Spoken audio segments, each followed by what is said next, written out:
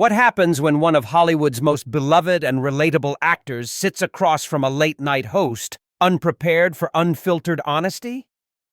A clash so intense that network executives had to step in, leaving audiences stunned and the internet ablaze. The night Tom Hanks appeared on The Late Show was supposed to be a routine promotional sit-down for his latest film.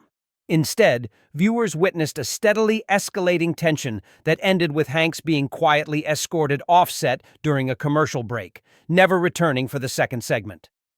Before I break down what triggered this live-on-air confrontation between Tom Hanks and Stephen Colbert, don't forget to hit that subscribe button and turn on notifications. This story peels back the curtain on a side of late-night television the networks don't want you to see. And hey, drop a comment below if you've ever noticed a celebrity interview where the smiles felt just a little too forced. The evening started like any other. The audience erupted as Tom Hanks was introduced. He walked on stage with that familiar, easygoing grin, greeted Colbert with a warm handshake, and settled into the guest chair with the relaxed charm of someone who's done this 1,000 times. The first few minutes were standard fare. Small talk about Hanks's latest project, a heartfelt drama about ordinary people in extraordinary circumstances, and a few light-hearted jabs about his famously approachable persona. "So, Tom," Colbert began, leaning in with a playful smirk, "people call you America's dad. Do you ever get tired of being everyone's nice guy?" Hanks chuckled, his eyes crinkling. "You know, Stephen, I don't mind it. I've always believed in kindness. It's how I was raised. Pittsburgh roots, working-class values. It's what keeps me grounded." That's when the mood began to shift. Instead of moving on, Colbert kept poking. He raised an eyebrow, turning to the audience for effect. "Come on, Tom. Nobody's that nice all the time. Don't you ever want to just let loose? Show the world you're not always Mr. Rogers in a baseball cap?" The crowd laughed, but Hanks's smile tightened slightly. "I don't see it as a performance," he said, his tone still warm but firmer. "It's not about being nice. It's about being real. Where I come from, you treat people with respect, and that's carried me through this business." The tension flickered, subtle but noticeable to longtime viewers. Colbert wasn't used to guests who didn't play along with his rhythm. Things escalated when Hanks started talking about his new film, a story rooted in his blue-collar upbringing. "This role hit close to home," Hanks said. "I grew up in a family where you worked hard, you showed up, you didn't complain. That's what this character's about, and I think it resonates with a lot of people." Colbert cut in, his tone shifting from playful to pointed. "Sure, but in today's world, don't you think there's something tricky about leaning into that everyman narrative when you're, well, Tom Hanks? I mean, you're not exactly punching a clock anymore." The crowd hushed. This wasn't the breezy banter they'd expected. Hanks tilted his head, his expression calm but focused. "I'm not sure I follow, Stephen. There's nothing tricky about remembering who you are or where you came from. I don't forget those days, and I don't think it's fair to say I shouldn't talk about them." Colbert didn't back off. "Yeah, but some might say it's a bit convenient to play the working-class hero card while living in a Pacific Palisades mansion. Doesn't that create a disconnect with the audience you're talking to?" A camera cut to the audience, brows furrowed, smiles gone. Hanks paused, his hands clasped. Then, in that steady, measured tone he's known for, he said, "Stephen, I came here to talk about the work, not to be cross-examined about my life or told what parts of my story I'm allowed to share. I've never hidden who I am or where I'm at now." Off camera, a producer could be seen signaling urgently, hands slicing through the air, but Colbert leaned in further, shifting from host to inquisitor. "But don't celebrities have a responsibility, especially when they're promoting an image that doesn't quite match their reality anymore?" The tension in the room was palpable, the usual rhythm of jokes and applause replaced by an uneasy silence. Hanks stayed composed, but the tightness in his jaw was unmistakable. "I think celebrities have a responsibility to be honest," he said, his gaze locked on Colbert. "And to be honest, Stephen, I'm starting to feel like I was invited here under false pretenses. If you wanted a debate, you should have invited a pundit, not an actor." The room was quiet enough to hear a pin drop. The simmering tension was now boiling over. Colbert opened his mouth to respond, but the screen abruptly faded to commercial a few beats early. Insiders later revealed that when the show returned, viewers were startled to see Colbert seated alone, offering no explanation for Hanks's absence. He transitioned smoothly into the next segment, but the audience wasn't buying it. Within minutes, social media was ablaze. Viewers demanded answers. What happened during the break? According to staffers present that night, the confrontation didn't end when the cameras stopped. Voices were raised backstage, and tempers flared. Executives, fearing the situation might escalate further on air, made the call. Tom Hanks would not return for the rest of the show. What unfolded backstage revealed a very different Stephen Colbert from the charming, satirical host millions knew. As the cameras went dark, Colbert tore off his mic, stood, and confronted Hanks directly. "What do you think you're doing?" he snapped, his affable veneer gone. "This is my show. You don't come in here and derail my interview." Hanks remained seated for a moment, then stood slowly, his calm unshaken. "I came here to talk about a film, not to be your punching bag," he said, voice steady as ever. "Where I come from, you don't ambush a guest who showed up in good faith." Several staffers witnessed the exchange. One whispered to another, "I've never seen Colbert this rattled." Colbert jabbed a finger toward Hanks. "You think because you're Tom Hanks, you get to dictate how this goes? You're not on a movie set. This is live TV." Hanks didn't flinch. "And you think hiding behind your desk gives you the right to blindside me? I've been honest my whole career. Can you say the same?" At that point, network executives stepped in. The show was unraveling, and they had minutes to regain control. The senior producer approached Colbert, trying to de-escalate. "We've got 2 more segments and another guest waiting," he said, glancing nervously at Hanks. "I'm not going back out there with him," Colbert snapped, loud enough for the crew to hear. "Either he goes, or I go." For a moment, no one spoke. Then Hanks let out a quiet laugh, shaking his head at the absurdity. "You serious right now?" he asked. "You're throwing me off your show because I wouldn't let you lecture me?" Colbert turned to face him. "This isn't your film set where you call the shots. This is my house and we play by my rules." The executive producer stepped in with final authority. "Tom, maybe it's best if we reschedule your appearance for another time when things are less heated." Hanks looked between Colbert and the exec, realization dawning. "So that's how it is," he said quietly. "He throws a tantrum, and I get shown the door." The exec began, "It's not personal," but Hanks cut him off. "Everything about this is personal," he said, removing his microphone with calm precision. "This was never about the film. You came for me from the start." Security personnel approached, unnecessarily. "No need," Hanks said, raising a hand. "I know my way out." The silence was suffocating as he gathered his things, but before leaving, he looked Colbert in the eye one last time. "You know the difference between us, Stephen? I play characters when the cameras roll, but when they stop, I'm still me. Always have been. Can you say the same?" Colbert's face flushed, but he said nothing. Hanks turned and walked toward the exit, his dignity intact. A young production assistant nervously handed him his personal items. He gave her a kind nod. "For what it's worth," she whispered, "this isn't the first time something like this has happened." Hanks smiled faintly. "Won't be the last either," he said, stepping out. Meanwhile, back on set, Colbert huddled with his writing team, urgently reshuffling the show. "No mention of what just happened," he instructed. "Move the musical guest up. I'll stretch the monologue if we need to." The audience, unaware of the storm backstage, waited patiently. In the green room, the next guest, A well-known actress promoting her latest film watched the monitors with concern. "Is everything okay?" she asked a staffer. "Just a slight change of plans," the staffer replied, sticking to the script. Mr. Hanks had to leave unexpectedly. Back on stage, the floor manager counted down. 5, 4, 3.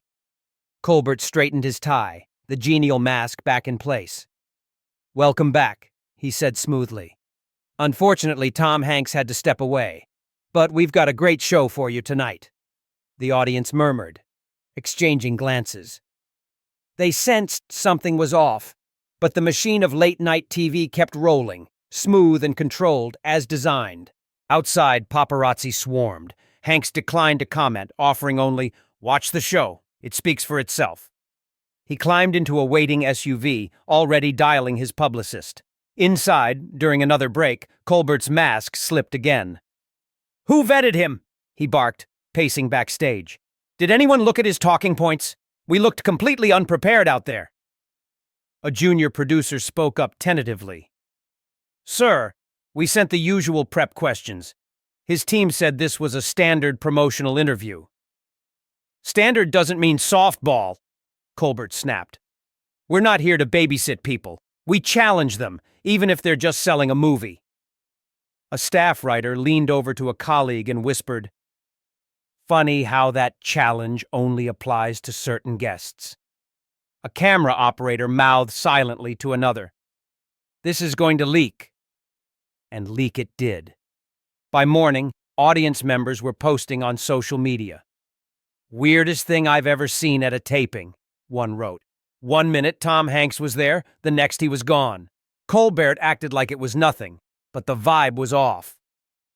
Production assistants confirmed Colbert remained irritable, snapping over lighting cues and set changes. During the final break, he reportedly told the team, "Anyone who talks to the press about this is fired." But the story had a life of its own. Fans connected dots. Insiders texted. Entertainment reporters made calls. The broadcast never showed Hanks leaving, but audience members and crew filled in the blanks. Then came the moment no one expected. Instead of leaving immediately, Hanks made his way to Colbert's dressing room, where the host had retreated. A calm, measured knock. "We need to talk," Hanks said. "Man to man, no cameras." Inside, Colbert was with his executive producer and head writer, brainstorming damage control. The knock cut through their conversation. "Mr. Colbert doesn't want to speak right now," the producer called out. "I didn't ask you," Hanks replied, voice low but firm. "This is between me and Stephen. I'm not leaving until we settle this." A beat of silence. Then the door opened. Colbert stood there, jaw clenched. 5 minutes, he said sharply. Alone. His team reluctantly left. Once the door closed, Hanks spoke. "What was that out there?" he asked, gesturing toward the stage. "I gave 2 years to this film. I came to talk about the work, and you turned it into a trap." Colbert crossed his arms, defensive. "This show isn't just a promotional stop. We deal with real issues." Hanks raised an eyebrow. "You call it real issues when you lecture me for honoring my roots? That's not journalism, that's performance. You used me to score points with your audience." Colbert's face reddened.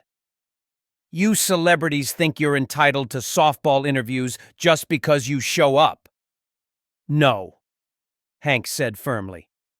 "I think I'm entitled to the conversation your producers promised. They said this was about the film. If you wanted a debate, you should have said so up front." Colbert sat behind his desk, a subtle power move. "My audience expects tough questions," he said, his tone condescending. "No," Hank shot back, still standing. "Your audience expects entertainment. Informed, sure, but entertainment. The minute you decided I needed to be put in my place, you stopped being a host and became a prosecutor." A knock interrupted. "Mr. Colbert, 3 minutes to set," the stage manager called. Colbert stood, relieved. "We're done here." "Yeah," Hanks nodded. "We are." But he paused. Let me leave you with something. I grew up with nothing, worked for everything, and I've never forgotten where I came from. Can you say you've stayed true to who you were before this desk? For a moment, something flickered in Colbert's eyes. Recognition, maybe regret, but it vanished. My audience understands what I'm doing, he said. Your audience might, Hanks replied, walking to the door. But what about everyone else? You used to connect with people, no matter who they were. Now you're just preaching to your choir. Hanks left, passing the green room where the next guest, a young actress, sat nervously. Everything okay out there? She asked. Just some creative differences, Hanks said with a reassuring smile. Word of advice? Stick to talking about your movie. She nodded, less certain now.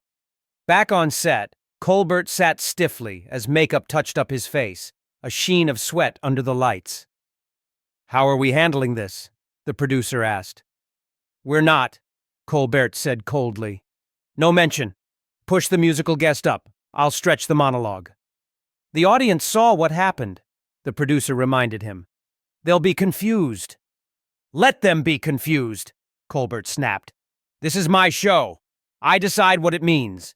The cameras rolled. Welcome back, Colbert said smoothly. Unfortunately, Tom Hanks had to step away, but we've got a great show ahead, the audience murmured, sensing the shift. Laughter came late, applause sparse. The unspoken trust between host and audience had cracked.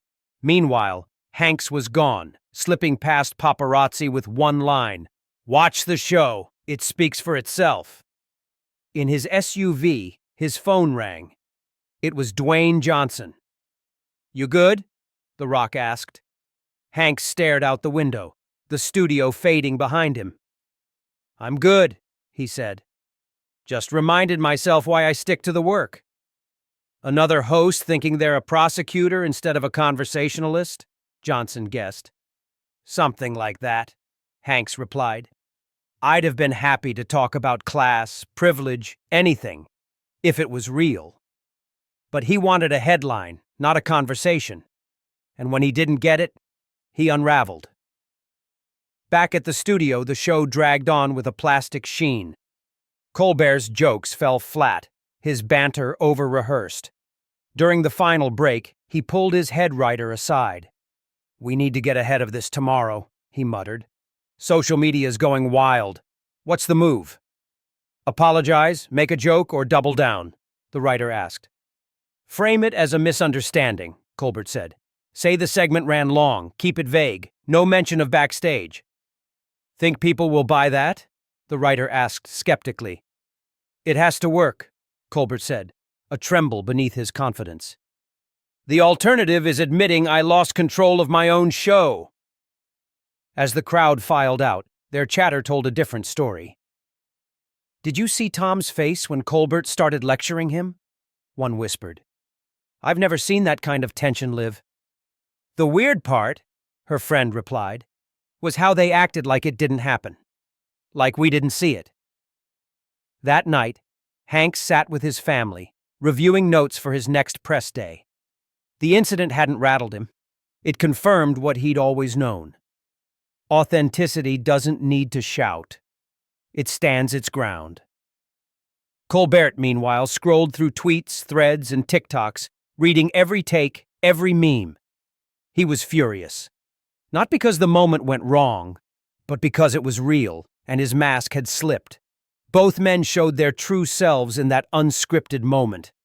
Hanks proved he was the grounded, honest everyman he's always claimed to be, not chasing applause, not afraid of silence. Colbert, despite the polish, revealed a discomfort with being challenged outside his script. The clash wasn't just a botched interview. It was about the line between performing authenticity and living it in a media landscape obsessed with viral moments and crafted outrage. That's why it stuck with people, why it went viral, why the conversation endured. For once, in a world of curated narratives, two men dropped the act, and only one stayed standing. If this breakdown of the Colbert-Hanks confrontation gave you a glimpse behind the curtain, hit that subscribe button and turn on notifications. We've got more deep dives coming. Now it's your turn. Was Colbert right to press Hanks, or did he cross a line by ambushing a guest who came in good faith? Drop your thoughts below. Let's talk about what real authenticity looks like.